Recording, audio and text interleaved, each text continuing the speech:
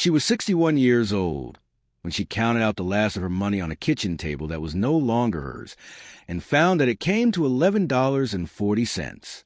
Her name was Adeline Foss, and the man who had taken everything else from her was a soft-spoken clerk named Harlan Beaumont, who had smiled at her for 2 years while he emptied her pension into an account that did not exist.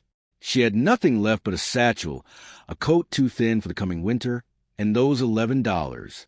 So when she heard that a railroad yard outside a half-forgotten town called Millbrook Junction was selling off a derelict boxcar for scrap, rusted through, forgotten on a dead spur track for 11 years, she paid every last coin she had for it.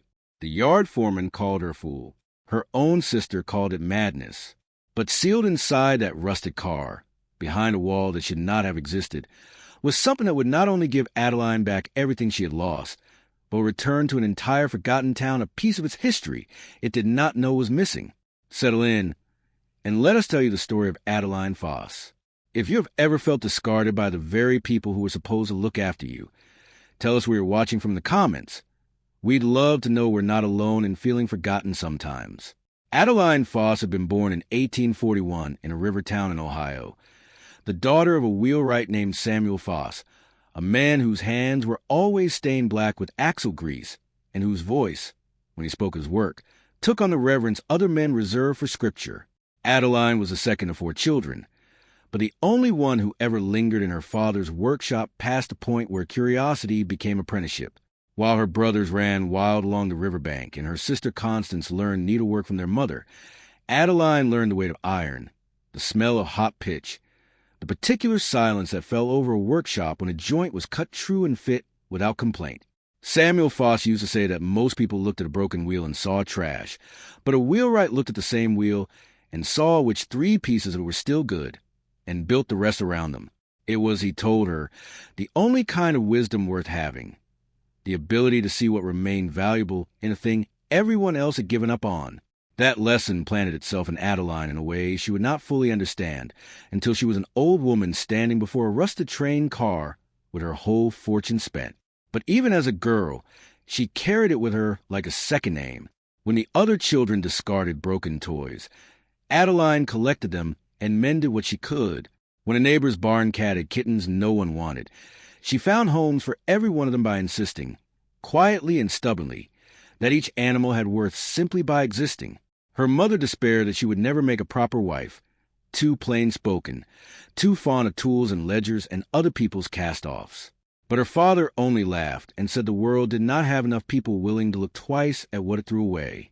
She married at 23, a good and unremarkable man named Elias Kirtland, a railway surveyor whose work took them steadily westward over following decades, following the spreading iron veins of the American Railroad as it pushed through Ohio into Indiana, and finally into the wide, wind-scoured plains of Kansas, where they settled for a time near a town that no longer exists under that name. Elias was a patient man who admired his wife's stubborn eye for value, and together they raised 2 children, a son named Thomas, who grew up to work the rails himself, and a daughter, Mary, who married young and moved further west before Adeline had properly said goodbye. When the railroad company Elias worked for finally offered him a pension in 1884, after 30 years of faithful surveying, it seemed to Adeline that they had, at long last, arrived at the quiet harbor that a long working life was supposed to earn a person. But harbors, as Adeline would learn, are not always safe simply because they are calm. Elias died in the winter of 1889, his heart failing quietly in his sleep after a life spent mostly outdoors in weather that would have killed a lesser man decades earlier. Adeline grieved him with the same unhurried dignity with which she had loved him, and found herself, at 58, a widow with a modest pension, a small house in a railway town, and children scattered too far to visit more than once a year. It was, she told herself, a survivable sorrow. She had her home. She had her small, steady income. She had, she believed, enough. It was this belief, this quiet, hard-won sufficiency, that Harlan Beaumont would take from her, one soft word at a time. He arrived at her town in the spring of 1893, a well-dressed man in his 40s who represented himself as an agent of a respectable Chicago investment concern, offering widows and retired railwaymen the chance to see their modest pensions grow through careful placement in government bonds and rail shares. He was patient with Adeline in a way that flattered her, listening to her stories of Elias and the wheelwright father who had raised her, nodding along as though her small history mattered to him. He was, in short, exactly the kind of man a lonely, dignified woman does not think to suspect. Over the course of 18 months, Adeline signed over the management of her pension payments to Beaumont's firm in increments so small and so reasonable sounding that she scarcely noticed the total until the spring of 1895, when she went to the bank to draw against her account and was told, with a particular gentleness reserved for delivering ruin, that the account held $4.16. Beaumont, of course, was gone. The firm's Chicago office turned out to be a rented room above a dry goods store, vacated the week before. The local sheriff was sympathetic and entirely without recourse. Men like Beaumont, he told her wearily, moved through a dozen towns a year, and there was no law fast enough to catch them before the money had scattered to the wind. Adeline's own son Thomas offered to take her in, but his railway wages barely stretched to cover his own family in a cramped company house 2 states away, and Adeline, whose whole life had been built on the dignity of not being a burden, could not bring herself to become one now. So it was that in the late summer of 1895, at 61 years old, Adeline Foss Kirtland found herself with a satchel of clothes, a small tin box of her husband's old surveying notes that she could not bear to sell, and $11.40 to her name, standing on the platform of a train she could not afford to ride, in a town she had already given notice to leave. She took work where she could find it, mending, laundry, and autumn spent plucking chickens for a farmer's wife who paid her in eggs and pity, and drifted, as the desperate often do, toward the cheapest corners of the cheapest towns, until she came to rest in Millbrook Junction, a fading railway town in eastern Kansas that had once been a busy stop on a branch line, and was now mostly a collection of weathered buildings clustered around a depot that saw 2 trains a week instead of the 12 it had once served. It was here, behind the depot, on a rusted spur disused track choked with sunflowers and Johnson grass, that she first saw the boxcar. It had been sitting there, by the accounts of everyone in town, for at least 11 years, a relic of defunct freight line, its wheels seized with rust, its wooden siding silvered and split by weather, one door hanging from a single remaining hinge. The railroad's regional office had finally sent word that the whole spur was to be cleared for scrap, and the yard foreman, a broad, tired man named Corwin Vance, had been given the unglamorous task of disposing of what remained. He was calling for bids on the car itself, more out of procedure than expectation, assuming it would go for its weight in scrap iron to whichever junk dealer wanted the trouble of hauling it away. Adeline stood before that boxcar on a hot September afternoon and felt something she had not felt since her father's workshop, the old, familiar pull of the thing everyone else had dismissed. She could not have said, standing there, what drew her to it beyond the shape of the price.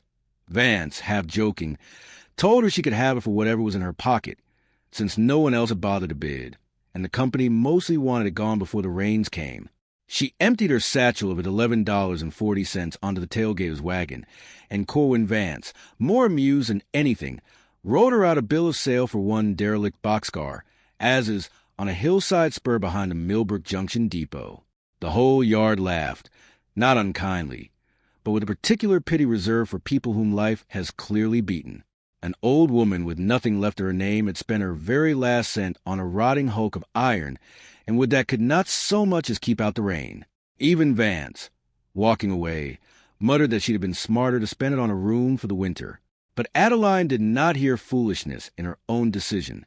She heard her father's voice, 40 years gone, telling her that most people looked at a broken thing and saw trash, while a wheelwright looked at the same thing and saw which 3 pieces were still good.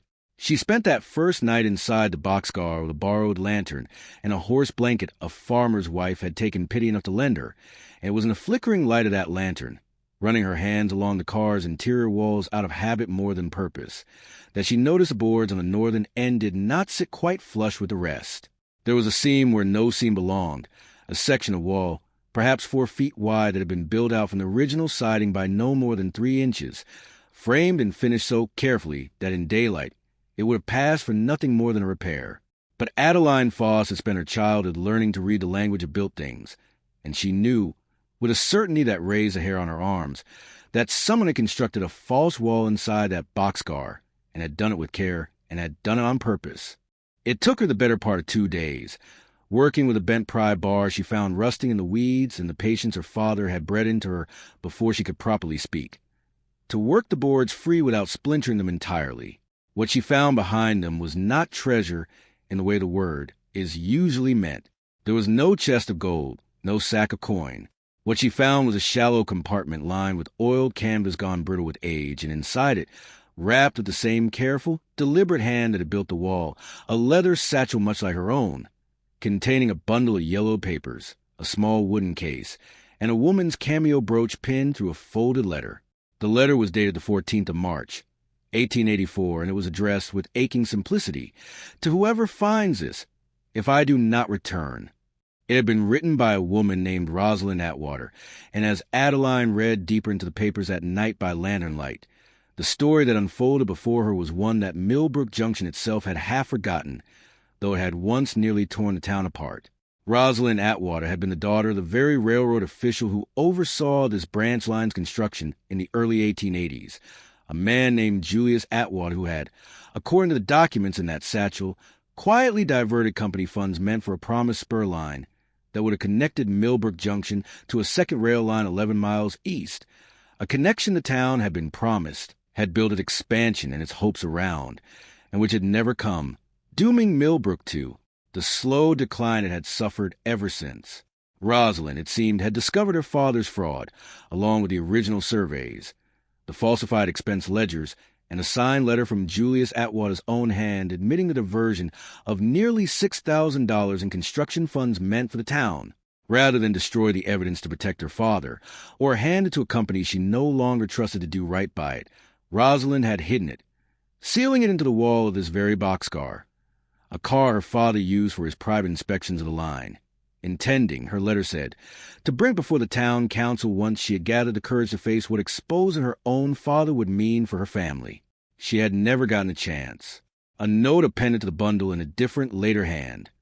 Corwin Vance's own predecessor as yard foreman, as Adeline would eventually learn, recorded that Rosalind Atwater had died of fever that same spring of 1884, before she ever spoke a word of what she'd found, and her father had left Millbrook Junction within the year. The boxcar shunted onto its dead spur and gradually forgotten, along with the promise it contained.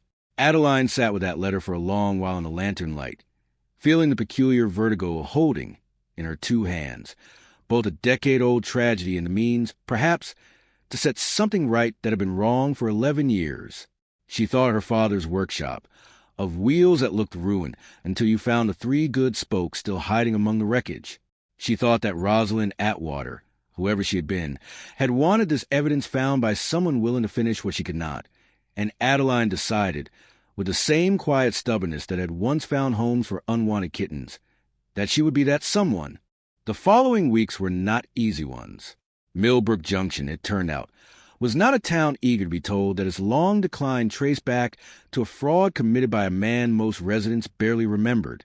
When Adeline brought the documents to the town's aging mayor, a cautious man named Otis Kellerman, he received her with polite disbelief, suggesting gently that an old woman living in a boxcar might be mistaken about what she had found, or worse, might be inventing a story to gain some sympathy or advantage. Word spread through town faster than she could counter it, and not kindly. Some called her fantasist, others a schemer, and a few, including a prosperous grain merchant named Ezra Pruitt, who had quietly profited from cheap land purchased during the town's decline, argued loudly at the general store that dredging up old railroad business would only bring unwanted scrutiny and do the town more harm than good. Pruitt, it would later become clear, had reasons of his own to want the Atwater documents to stay buried, having built a portion of his fortune buying distressed properties from families who left after the promised spur line never materialized. But Adeline had survived worse than town gossip. She had survived Harlan Beaumont's smiling theft of everything she owned, and she had learned, in the bitter months since, that dignity was not the same thing as silence. She wrote to the railroad's regional headquarters directly, enclosing careful copies of the ledger she had found, and she wrote to a newspaperman in the county seat whose paper had once, years before, run a brief and unsatisfying account of the spur line's cancellation. She spoke, patiently and without embellishment, to anyone in Millbrook Junction who would listen, laying the original document before them, and letting the dead woman's own careful handwriting make the case that Adeline herself was too tired and too plain-spoken to argue. It was a newspaper man, a sharp, curious young man named Devereux Hale, who finally broke the story properly, traveling to Millbrook Junction to examine the documents himself and confirming, through railroad records he obtained in the county seat, that Julius Atwater had indeed been quietly dismissed from the company in 1884 under circumstances a railroad had never publicly explained. A dismissal, it turned out, that had been paired with a private, unpublicized repayment arrangement that the company had used ever since to avoid admitting fault publicly while recovering only a portion of the stolen funds. The company, faced now with Rosalind Atwater's own damning letter and the original ledgers, could no longer pretend the matter had been properly settled. Under mounting pressure from Hale's published account and a handful of Millbrook residents who organized, for the first time in a decade, to demand accountability, the railroad agreed to finally honor a version of its old promise, not the original spur line, impossible to justify after so many years, but a formal settlement, including funds for a proper depot repair, a new grain platform the farmers had needed for years, and a stipend set aside for the town's aging and its poor, among whom Otis Kellerman insisted over Ezra Pruitt's loud objections. Adeline Foss Kirtland herself must be counted first, both for the discovery and for the pension she had lost to another man's fraud entirely unrelated to this one. Ezra Pruitt did not go quietly. He argued before the town council that Adeline had no legal claim to speak for the town, that the documents might be forged, then old drifting woman ought not to be dictating Millbrook Junction's business. But the ledgers were in Julius Atwater's own hand, verified against company record Hale had gathered, and Rosalind's letter carried a grief and honesty that no forger could easily counterfeit. When the railroad settlement was finally announced at a town meeting that autumn, Pruitt sat in the back row in a silence more damning than any argument, and it was noted by more than one resident that his own quiet profiteering from the town's old misfortune had been laid uncomfortably bare in the telling of the whole affair, even without a single accusation aimed directly at him. He would leave Millbrook Junction himself within the year, his standing in the town irreparably diminished, not by punishment exactly, but by the simple, corrosive weight of a community finally seeing him clearly. Adeline did not ask for a fortune and did not receive one, but the settlement stipend was enough, with careful management, to secure her a small, sound house at the edge of town, and enough left besides that she was able to do something that mattered to her far more than comfort. She used a portion of it to repair the very depot platform Rosalind Atwater's father had once meant to fund, and she asked in the quiet, unassuming way that had always been hers, that a small brass plaque be set into the new platform's beam bearing Rosalind Atwater's name and the dates of her short life, so that the woman who had hidden the truth rather than let it die with her would not be forgotten a second time. The boxcar itself, that rusted, laughed at Hulk she had bought for $11.40. Could not be salvaged as a train car any longer, its wheels too far gone, and its purpose long since ended. But Adeline had it moved, with the town's help and no small effort, to a spot beside the depot, where it was repaired and repainted and turned into a small museum room holding the very documents that had been found inside it, along with short written account of Rosalind Atwater's discovery and Adeline's own patient unraveling of the truth. Children from the town school would come, in the years that followed, to stand inside that car and hear the story of the woman who wrote a letter she was afraid to deliver, and the older woman who, decades later, delivered it for her. It is worth pausing here, before we close the story, to return to where we began. An $11 boxcar, a scam pension, a woman of 61 with nothing left but her father's old lesson about broken wheels. Adeline Foss Kirtland never recovered the money Harlan Beaumont stole from her, and he was never caught, so far as any record shows. But she recovered something else, something her father had always insisted mattered more, the plain, stubborn ability to look at what the world called worthless and see, instead, what remained good enough to build upon. She had done it with kittens as a girl. With her husband's old surveying notes, she refused to sell even when hungry, and finally, improbably, with a rusted boxcar that everyone but her had been ready to see melted down for scrap. In restoring Rosalind Atwater's forgotten truth to the town that needed it, she had restored, almost as a quiet accident, her own place in the world as well. Adeline Foss Kirtland lived in Millbrook Junction for 11 more years, long enough to see the new depot platform bustling again with grain wagons, long enough to see Devereux Hale return more than once to write further, kinder stories about the town's slow recovery, and long enough to know that the $11.40 she had once counted out in despair had, in the end, bought her something no amount of stolen pension money ever could have, a place, finally and fully, where she belonged. We began this story with an old woman standing before a rusted train car, scammed of everything she had, laughed at for spending her last coin on a rotting hulk of iron and wood.